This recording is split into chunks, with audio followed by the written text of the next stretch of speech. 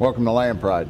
Once you have your cutter leveled, the next thing you want to do is slip the clutches. Slipping the clutches is an imperative on new units or older units that have set over the winter or even set for a month or so. The clutches themselves will seize together and make it a solid drive line, and then that's where damage occurs. Slipping the clutches is a very simple procedure. One socket and one wrench and a white paint marker and a tape measure. Let me show you how.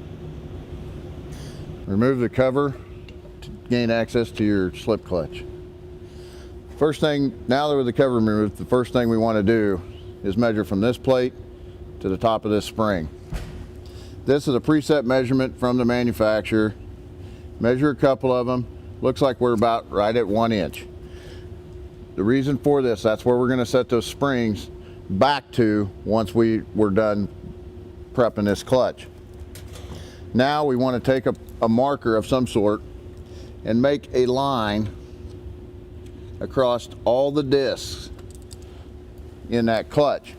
That's going to show us whether this clutch has slipped or the discs are seized up. Now what we'll do is we'll take 17mm wrench on this particular clutch and loosen the nut.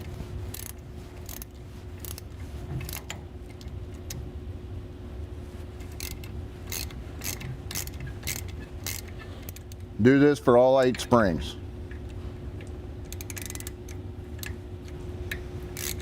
Now with the safety cover back in place, we can lower the wings, and making sure the area is clear, we're going to engage this unit and shut it off in short increments.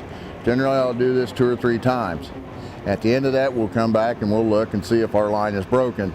If the line is not broken and it's still in a solid form, that means we're going to have to tear that clutch apart and redo this activity.